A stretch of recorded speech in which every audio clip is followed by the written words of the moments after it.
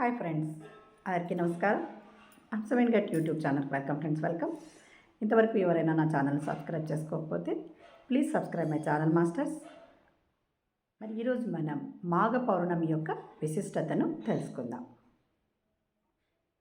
మరి పౌర్ణమి అనేది నెలలో ఒకసారి వస్తూ ఉంటుంది, కానీ ఈ మాఘ పౌర్ణమి రోజున దక్షిణాయనం కంప్లీట్ అయ్యి ఉత్తరాయణంలో మనము ప్రవేశిస్తాం కదా ఫ్రెండ్స్.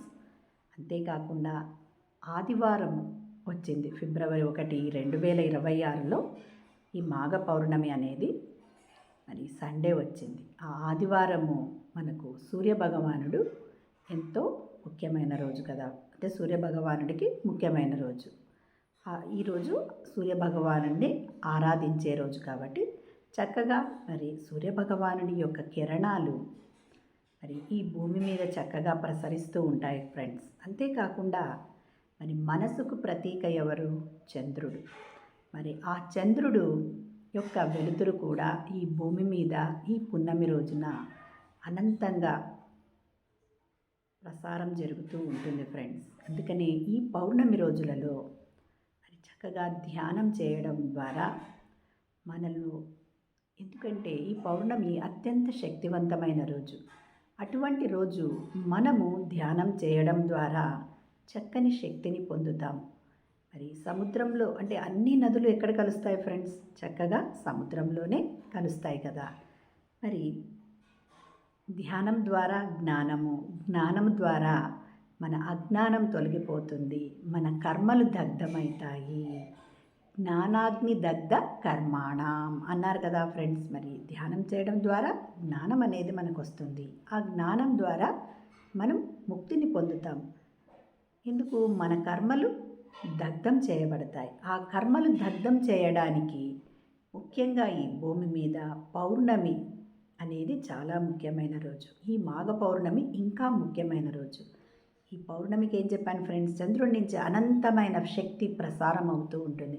ఇంకా ఒకటి చేస్తారు ఫ్రెండ్స్, చాలామంది ఈ పౌర్ణమి రోజులలో ప్రసాదం అంటే పాయసము చేసి చక్కగా చంద్రునికి నైవేద్యం చేస్తారు.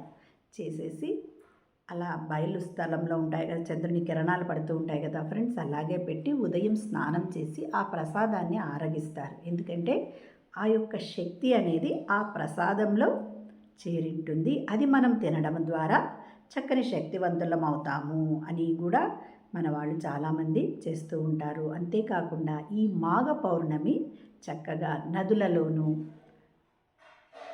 స్నానం చేయడానికి చాలా ముఖ్యమైనది ఈ మాఘ పౌర్ణమి. అంటే ఈ మాఘమాసంలోనే స్నానాలు చేయడము ముఖ్యమైనది కదా ఫ్రెండ్స్. నదీ స్నానాలకు చాలా ప్రత్యేకం. అలాగే పూజలు, మరి సత్యనారాయణ వ్రతాలు, అలాగే మరి పెద్దలకు పిండ ప్రదానాలు చేస్తూ ఉంటారు. మరి అందుకనే చూడండి, అలహాబాదులో ఆ ప్రయాగలో ఇసుక వేస్తే రాలని జనం, కోట్ల మంది మౌని అమావాస్య రోజు అలాగే ఉన్నారు. మరి ఇప్పుడు చక్కగా మరి ఇప్పుడు మాఘ పౌర్ణమి చాలామంది అంటే చాలామంది అక్కడికి వెళ్ళి స్నానాలు చేస్తూ ఉంటారు ఫ్రెండ్స్. అందుకని మనం అక్కడికి వెళ్ళలేకపోయినా చక్కగా ధ్యానంలో కూర్చోండి. అలాగే లేదా స్నానం చేసేటప్పుడు ఆ నీళ్ళ మీద చేతులు పెట్టి మరి గంగా, యమున, కావేరి, సరస్వతి నది, మరి ఆ అలహాబాద్లో ప్రయాగలో 3 నదులు కలుస్తాయి అని అంటాం కదా ఫ్రెండ్స్. మరి ఆ 3 నదుల యొక్క నీరు మనం చేస్తూ ఉన్న ఆ బకెట్ నీళ్ళలోనే ఉన్నాయి అని మనము అనుకొని స్నానం చేయడము, అలా అనుకొని మనం ధ్యానంలో కూర్చొని అంటే ప్రతి వాళ్ళు ఎక్కడికి వెళ్ళలేం కదా ఫ్రెండ్స్. మరి ధ్యానము మన మనసుతో ఏమనుకుంటే అది సాధించవచ్చు. మన భావం ఏదైతే భవం అదే అవుతుంది అని చెప్తారు కదా ఫ్రెండ్స్. అందుకని చక్కగా మనం ఇక్కడే కూర్చున్నాము, మాఘ స్నానం చేస్తూ ఉన్నాము. కానీ ఒక్కటి మనం గమనించాలి ఫ్రెండ్స్, చక్కగా స్నానాలు, పూజలు అన్నీ అంటున్నారు. మరి స్నానం దేనికి చేస్తున్నాం ఫ్రెండ్స్? ఈ శరీరానికి, అంటే ఈ బాడీకి చేయిస్తున్నాం. కానీ లోపల నీ మనసు శుద్ధి అవుతా ఉందా? లేదు కదా ఫ్రెండ్స్. ఆ మనసుని శుద్ధి చేయాలి అంటే ఏకైక మార్గం మరి ధ్యానం, ఆ ధ్యానం ద్వారా ఆ శక్తి అంటే అక్కడికి వెళ్ళి ఆ మనసు, ఆ ఆత్మ అనేది శుద్ధి అవుతుంది, స్నానం గావింపబడుతుంది. కాబట్టి మనం ముఖ్యంగా చేయవలసినది ఏమిటి? ధ్యానము. ఫ్రెండ్స్, ఎన్నో ముఖ్యమైనవి ఉన్నాయి. మనకు భక్తి మార్గము ద్వారా, ఏ మార్గము ద్వారానైనా మనము భగవంతుణ్ణి చేరుకోవడమే, ముక్తిని చేరుకోవడమే అని చెప్తా. అదంతా కరెక్టే. కానీ ఫస్ట్ భక్తి మార్గంని ఎందుకు ఎన్నుకున్నారు అంటే, మన మనసు నిలకడగా ఉండడాని కోసం పూజా విధానాలు, మంత్ర విధానాలు, జపాలు, తపాలు పెట్టారు ఫ్రెండ్స్. కానీ మనము ఇప్పుడు మన పిల్లల్ని మాత్రం మనం 1, 2, 3, 4 కాలేజు, మళ్ళీ పీజీ అలా చదివిస్తున్నాం. మరి మనం ఎందుకు ఫ్రెండ్స్? మనం 1వ తరగతిలోనే ఉండిపోవాలనుకొని ఎప్పుడు ఆ విగ్రహారాధన చేయడం తప్పు అని నేను చెప్పటం లేదు. మీరు అర్థం చేయండి.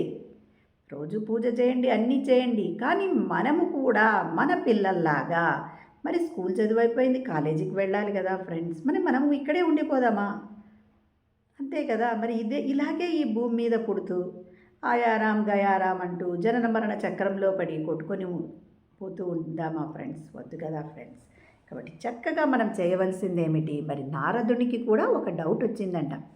ఏమి అంటే, ఈ మానవులు ఎంతో కష్టపడుతున్నారని విష్ణు దగ్గరికి పోతే, ఈ మాఘ పౌర్ణమి రోజు చక్కగా సత్యనారాయణ వ్రతం చేస్తే మరి ఆ పాపాలన్నీ తొలగిపోతాయి. వాళ్లకు ఉన్న ఆ వ్యాపారాల్లో కష్టాలు కానీ, లేదా జీవితంలో ఆరోగ్యం పట్ల కానీ, మరి ఐశ్వర్యం పట్ల కానీ, ఏదైనా వ్యాపారం వృద్ధి కాకుండా అవన్నీ చక్కగా వృద్ధి అయ్యి ఆయురారోగ్యాలతో, భోగభాగ్యాలతో, సిరి సంపదలతో తులతూగుతారు అని చక్కగా మాఘ పౌర్ణమి ప్రత్యేకంగా సత్యనారాయణ వ్రతం చేయమన్నాడు. అలాగే ఈ స్నానాలు కూడా. మరి ఇంకొకసారి విష్ణువు ఏం చెప్పాడంటే, ఈ రాక్షసులు మరి దేవతలు చిలికితే ఈ మందాకిని పర్వతాన్ని చిలికినప్పుడు అప్పుడు అమృతం వస్తుంది, ఆ అమృతాన్ని సేవించండి అని దేవతలకు చెప్తే అది రాక్షసులు కూడా విన్నారు. కానీ ప్రతి ఒక్కరు అది చిలికారు, లేదని కాదు.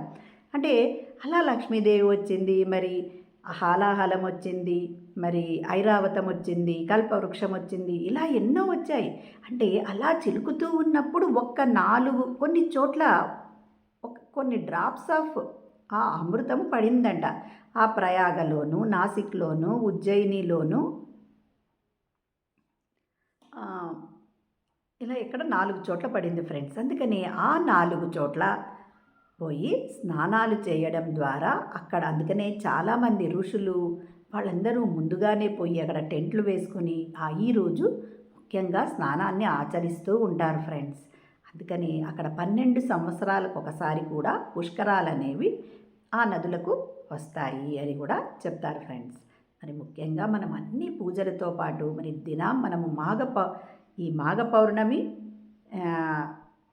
కథ కూడా నేను చెప్తూ ఉన్నాను కదా ఫ్రెండ్స్. చక్కగా వేయండి. మరి ఏం చెప్పారు? మాఘ పౌర్ణమి మాఘ మాసము కథలో తెలుసా ఫ్రెండ్స్? మొట్టమొదటగా స్నానాలు, దానాలు, ధ్యానాలు, పూజలు. మరి మనం అన్నీ చేస్తూ ఉన్నాం, పూజలు చేస్తున్నాం, అన్నీ చేస్తూ ఉన్నాం. కానీ మనం ప్రస్తుతం చేయాల్సింది ఏమి చేయటం లేదు. ఏమిటిది? ధ్యానము. అవన్నీ చేయండి, ఎవరు వద్దు అని చెప్పటం లేదు, అన్నీ చేయండి ఫ్రెండ్స్. మీ మనసుని స్థితంగా ఉంచడానికి, నిశ్చలంగా ఉంచడానికి చేయవలసింది ఒకటి ధ్యానము. మరి ధ్యానం మాఘమాసం యొక్క పౌర్ణమి ఏమి ఫ్రెండ్స్? చక్కగా పూజలు అవన్నీ చేస్తున్నాము, స్నానాలు చేస్తూ ఉన్నాము, నియమాలన్నీ పాటిస్తూ ఉన్నాము. చక్కగా ఇప్పుడు ధ్యానం ఎలా చేయాలో తెలుసుకొని ధ్యానం చేద్దాం ఫ్రెండ్స్. మరి ఈరోజు ఎంతో శక్తివంతమైన రోజు. మరి ప్రతి పండగకు మనకు శక్తివంతమైన రోజు ఈ భూమి మీద. ప్రతి దసరా కానీ, దీపావళి కానీ, ఉగాది కానీ ఇలా ప్రత్యేకమైన రోజులు ఉన్నాయి. మనము ఆ రోజు ముఖ్యంగా పూజలతో పాటు చేయవలసింది ధ్యానము. లేకపోతే ఈ జనన మరణ చక్రంలో మళ్ళీ పడిపోతూ ఉంటాము. పెళ్ళిళ్ళు, పిల్లలు, వాళ్ళకు పెళ్ళిళ్ళు, ఇంతేనా ఫ్రెండ్స్? మరి చక్కగా ధ్యానంలో కూర్చొని నీ మనసు శూన్య స్థితిలో నీ శ్వాసను గమనిస్తూ, మరి ధ్యానం ఎలా చేయాలి ఫ్రెండ్స్ అంటే చక్కగా సుఖస్థిరాసనంలో కూర్చోవాలి. కింద కూర్చొనే వాళ్ళైతే, లేదైతే పైన కూర్చొనే వాళ్ళు కాళ్ళు 2 క్రాస్ చేసుకోవాలి, కళ్ళు 2 మూసుకోవాలి. మరి అద్దాలుంటే పక్కన పెట్టేయాలి. మన సహజమైన శ్వాసను గమనించాలి. ఆ ఉచ్ఛ్వాస నిశ్వాసలను, ఆ శ్వాసను గమనిస్తూ ఉంటే మనలో చక్కగా నిశ్శబ్ద స్థితి ఏర్పడుతుంది ఫ్రెండ్స్. శూన్య స్థితి, అదే ధ్యాన స్థితి, అదే ధ్యానం ఫ్రెండ్స్. ఇంకా అక్కడే మోక్షము ముక్తి. అక్కడ మనము నేను ఎందుకు ఈ భూమి మీదకి వచ్చాను, నేను ఏం చేయడానికి వచ్చాను, put the question to inner. అప్పుడు మనం ప్రశ్న వేయాలి ఫ్రెండ్స్. ఆ ప్రశ్నకు సమాధానం నీ ఇన్నర్ నుంచి ఆన్సర్ వస్తుంది ఫ్రెండ్స్. మరి అది తెలుసుకొని మనం జీవించాలి. ఎప్పుడు మనము ఇతరులని మోసం చేద్దామా, ఇతరులను నా దగ్గర డబ్బుంది నేను ఏదైనా సాధించగలను అనే స్థితిలో ఉన్న వాళ్ళందరూ ఏం చెప్తారు ఫ్రెండ్స్, శైశవ దశ అంటే పుట్టిన తర్వాత 800 ఏళ్ళు 800 జన్మలు తీసుకుంటే కానీ ఆ ఆత్మ అది పూర్ణాత్మ కాలేదంట. మరి ఆ శైశవ దశ ఆత్మలో ఉన్న వాళ్ళందరూ పగ, ప్రతీకారము, ద్వేషము అనే వాటితో నిండి ఉంటారు ఫ్రెండ్స్. ఎన్నో జన్మలు తీసుకోవాల్సి వస్తుంది. కాబట్టి ధ్యానం చేయండి, మీలోనికి మీరు ప్రవేశించండి, జ్ఞానాన్ని పొందండి friends. Thank you so much.